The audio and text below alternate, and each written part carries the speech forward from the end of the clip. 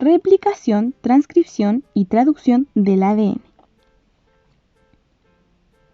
Para saber esto necesitamos repasar algunos conceptos básicos. Así que nos haremos algunas preguntas, como por ejemplo, ¿qué es el ADN o dónde encontramos el ADN?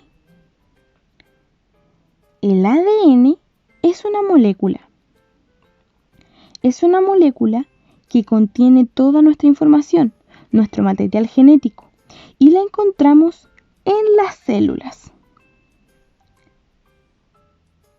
En las células eucariontes las encontramos en el núcleo, mientras que en las procariontes la encontramos disuelta en el citoplasma.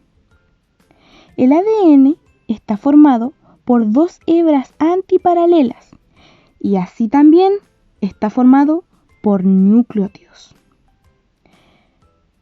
como el grupo de fosfato, las bases nitrogenadas, que son la adenina, timina, guanina y citosina, y así también la desoxirribosa, que es un azúcar. Las hebras de ADN van de 5 a 3', mientras que la otra va de 3' a 5'.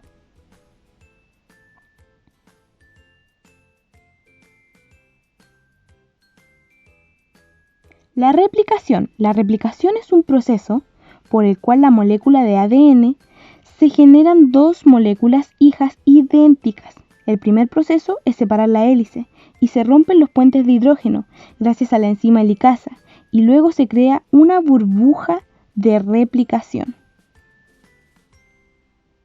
La enzima primasa es la que inicia el proceso, creando una capa de ARN que funciona como primer.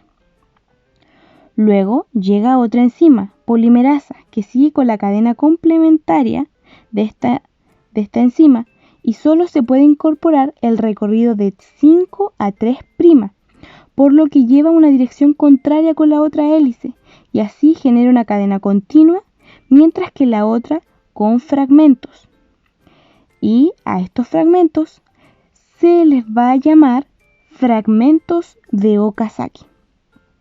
Luego llega otra enzima, que es la exonucleasa, que elimina los fragmentos de ARN o el primer para ser llenado por la polimerasa, y finalmente la ligasa es la que une ambas cadenas, creando así dos moléculas idénticas de ADN. La topoisomerasa ayuda a la tensión y al enrollamiento de estas dos cadenas hijas. Ahora veremos la síntesis de proteínas. Tenemos que recordar que las proteínas nos ayudan a crear o renovar tejidos. Para esto necesitamos una molécula de ADN que traspasará su información a una molécula de ARN mensajero que llevará la información a los ribosomas y así crear la síntesis de proteínas. Para este proceso necesitamos la transcripción, que ocurre en el núcleo, en la cual se produce una cadena de ARN que lleva la información a los ribosomas.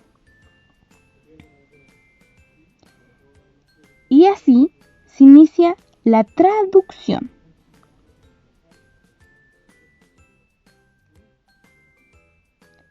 Para esto necesitamos saber diferencias: el ARN con el ADN. El ARN tiene una azúcar ribosa, mientras que el ADN una desoxirribosa. Y así también difieren de una base nitrogenada. El ARN tiene de base uracilo, mientras que el ADN la base es timina. Pero aún así, ambas son equivalentes. El proceso por el cual se comienza la sintetización de proteínas es la iniciación. El ADN se separa creando una burbuja de replicación. El centro motor indica la secuencia en que debe comenzar a crearse la hebra complementaria.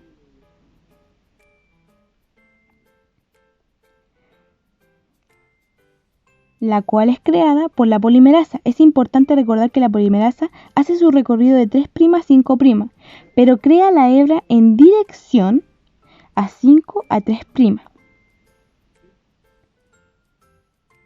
Luego de que haya suficientes ribonucleótidos, la burbuja avanza y produce la elongación. Y así la enzima continúa su recorrido.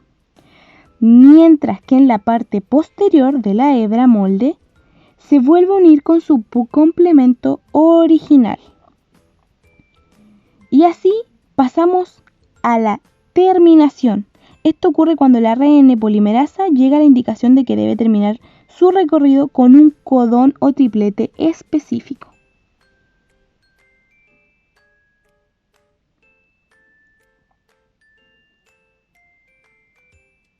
Pero, ¿qué sucede con el ARN mensajero?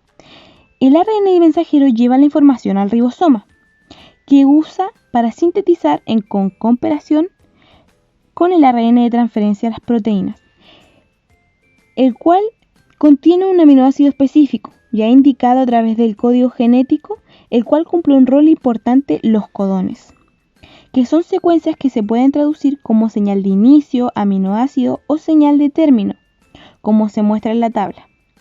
Varios codones pueden codificar el mismo aminoácido. Al momento de iniciar la traducción, el ARN de transferencia lleva el aminoácido indicado por la cadena de ARN. Los aminoácidos codificados se unen a través de un enlace peptídico y así se obtiene la cadena de aminoácidos. Estos finalmente forman la proteína, la cual puede llevar a crear o renovar un tejido. Y recordemos, los tejidos forman órganos y los órganos finalmente forman sistemas.